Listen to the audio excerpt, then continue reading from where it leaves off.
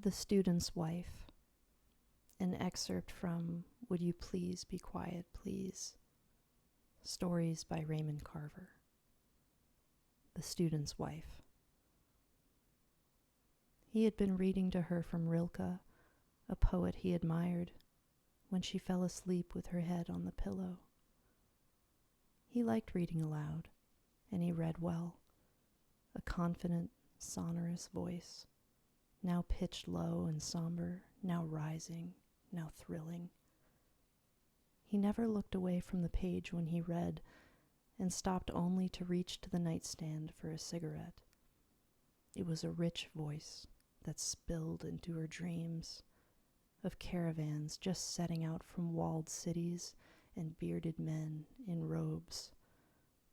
She had listened to him for a few minutes, then she had closed her eyes and drifted off. He went on reading aloud. The children had been asleep for hours, and outside a car rubbered by now and then on the wet pavement.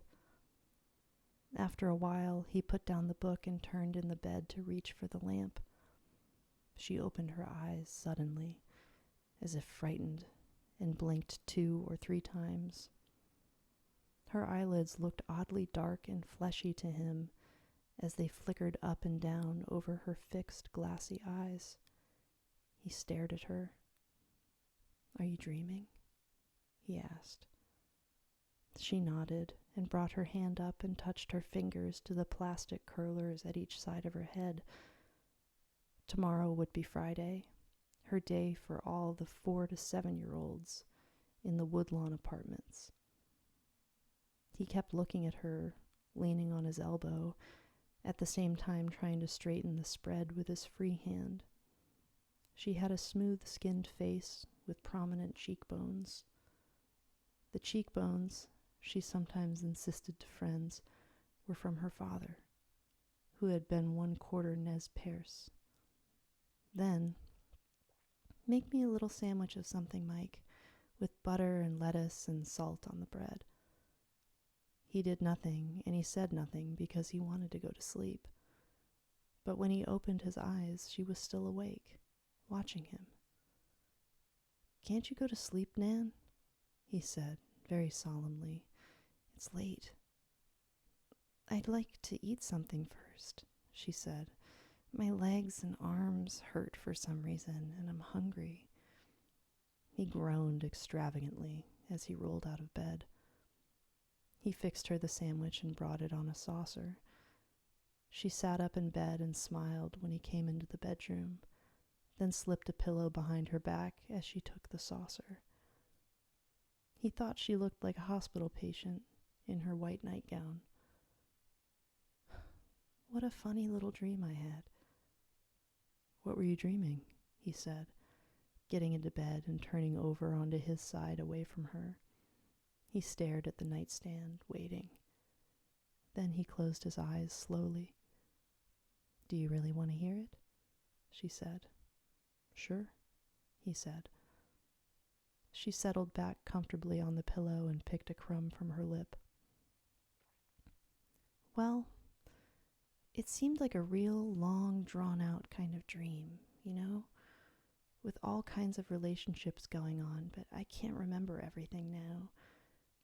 It was all very clear when I woke up, but it's beginning to fade now.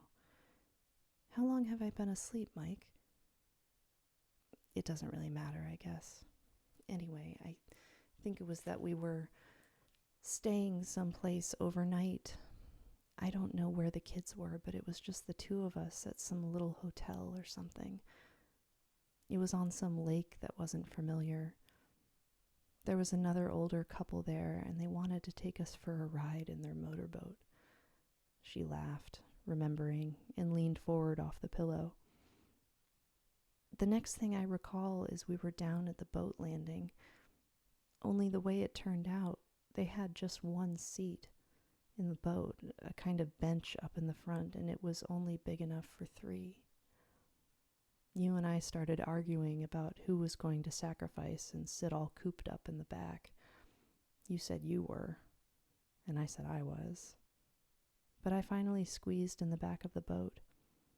It was so narrow, it hurt my legs, and I was afraid the water was going to come up in over the sides. And then I woke up.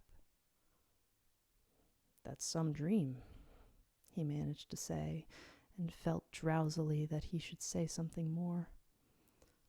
You remember Bonnie Travis, Fred Travis's wife? She used to have color dreams, she said. She looked at the sandwich in her hand and took a bite. When she had swallowed, she ran her tongue in behind her lips and balanced the saucer on her lap as she reached behind and plumped up the pillow. Then she smiled and leaned back against the pillow again. Do you remember that time we stayed overnight on the Tilton River, Mike? When you caught that big fish the next morning? She placed her hand on his shoulder. Do you remember that? She said. She did. After scarcely thinking about it these last years, it had begun coming back to her lately. It was a month or two after they'd married and gone away for a weekend. They had sat by a little campfire that night, a watermelon in the snow-cold river, and she'd fried spam and eggs and canned beans for supper, and pancakes and spam and eggs in the same blackened pan the next morning. She had burned the pan both times she cooked, and they could never get the coffee to boil, but it was one of the best times they'd ever had. She remembered he had read to her that night as well, Elizabeth Browning and a few poems from the Rubaiyat. They had so many covers over them that she could hardly turn her feet under all the weight. The next morning, he had hooked a big trout, and people stopped their cars on the road across the river to watch him play it in. Well, do you remember or not? She said, patting him on the shoulder. Mike? I remember, he said. He shifted a little on his side, opened his eyes. He did not remember very well, he thought. What he did remember was very carefully combed hair and loud, half-baked ideas about life and art, and he did not want to remember that. That was a long time ago, Nan. We just got out of high school. You hadn't started college, she said. He waited, and then he raised up onto his arm and turned his head to look at her over his shoulder. You about finished with that sandwich, Nan? She was still sitting up in the bed. She nodded and gave him the saucer. I'll turn off the light, he said. If you want, she said. Then he pulled down into the bed again and extended his foot until it touched against hers. He lay still for a minute and then tried to relax. Mike, you're not asleep, are you? No, he said, nothing like that. Well, don't go to sleep before me, she said. I don't want to be awake by myself. He didn't answer, but he inched a little closer to her on his side.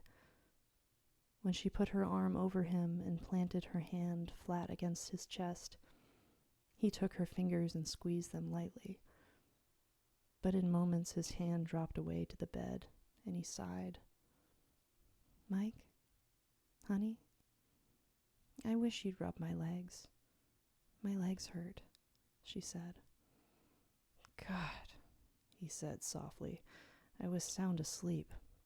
Well, I wish you'd rub my legs and talk to me. My shoulders hurt too, but my legs especially. He turned over and began rubbing her legs, then fell asleep again with his hand on her hip. Mike? What is it, Nan? Tell me what it is. I wish you'd rub me all over, she said, turning onto her back. My legs and arms both hurt tonight. She raised her knees to make a tower with the covers. He opened his eyes briefly in the dark and then shut them. Growing pains, huh?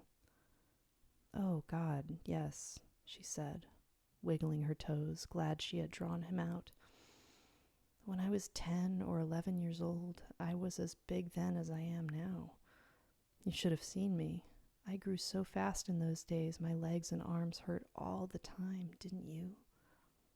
Didn't I what? Didn't you ever feel yourself growing? Not that I remember, he said. At last he raised up on his elbow, struck a match, and looked at the clock. He turned his pillow over to the cooler side and lay down again. She said, "You're asleep, Mike. I wish you'd want to talk." "All right," he said, not moving. "Just hold me and get me off to sleep." "I can't go to sleep," she said. He turned over and put his arm over her shoulder as she turned onto her side to face the wall. "Mike?" He tapped his toes against her foot. "Why don't you tell me all the things you like and the things that you don't like?" "Don't know any right now," he said. "Tell me if you want," he said. "If you promise to tell me, is that a promise?"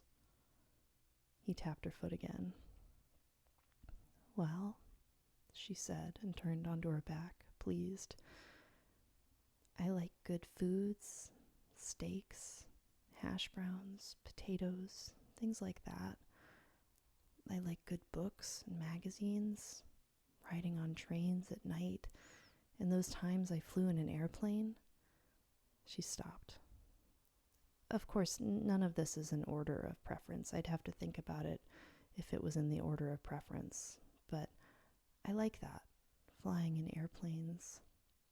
There's a moment as you leave the ground, you feel whatever happens is all right." She put her leg across his ankle.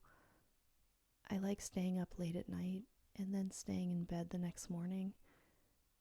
I wish we could do that all the time, not just once in a while. And I like sex. I like to be touched now and then when I'm not expecting it.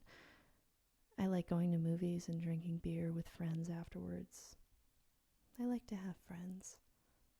I like Janice Hendricks very much. I'd like to go dancing at least once a week. I'd like to have nice clothes all the time. I'd like to be able to buy the kids nice clothes every time they need it without having to wait. Lori needs a new little outfit right now for Easter, and I'd like to get Gary a little suit or something. He's old enough. I'd like you to have a new suit too. You really need a new suit more than he does, and I'd like us to have a place of our own. I'd like to stop moving around every year or every other year. Most of all," she said, "I'd like us both just to live a good, honest life without having to worry about money and bills and things like that." "You're asleep," she said. "I'm not," he said. "I can't think of anything else. You go now. Tell me what you'd like." "I don't know. Lots of things," he mumbled. "Well, tell me. We're just talking, aren't we?" "I wish you'd leave me alone, Nan." He turned over to his side of the bed again and let his arm rest off the edge. She turned too and pressed against him. "Mike." "Jesus," he said then. "All right. Let me stretch my legs a minute and then I'll wake up."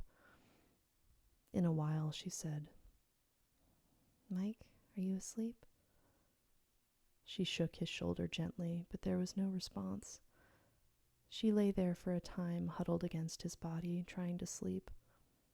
She lay quietly at first without moving, crowded against him and taking only very small, very even breaths.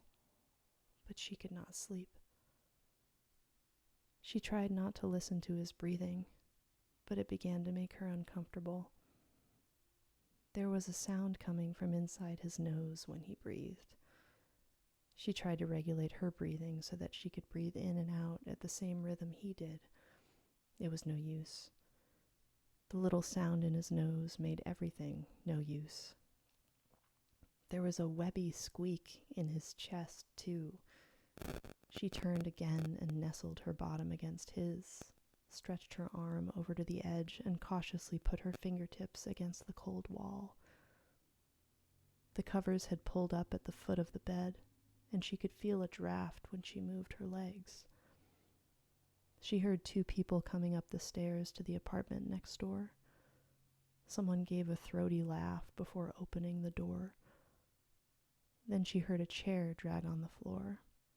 She turned again. The toilet flushed next door, and then it flushed again. Again, she turned onto her back this time and tried to relax. She remembered an article she'd once read in a magazine.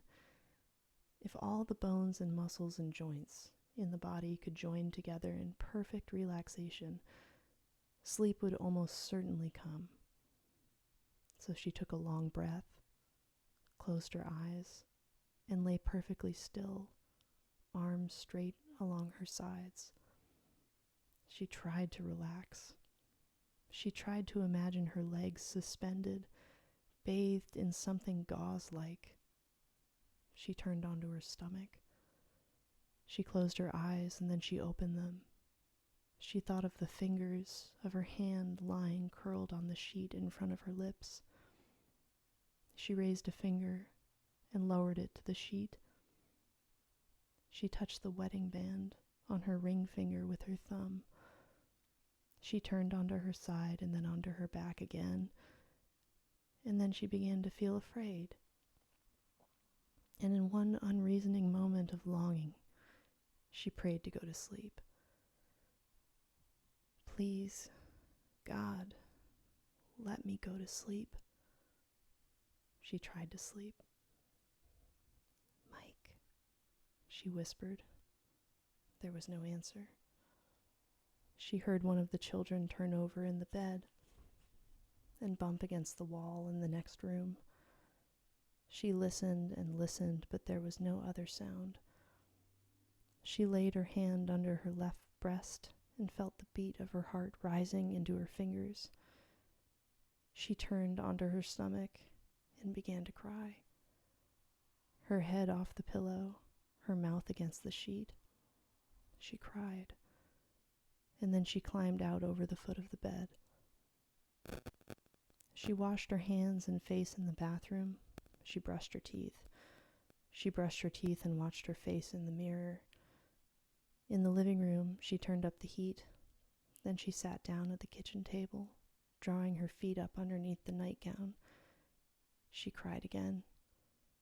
She lit a cigarette from the pack on the table.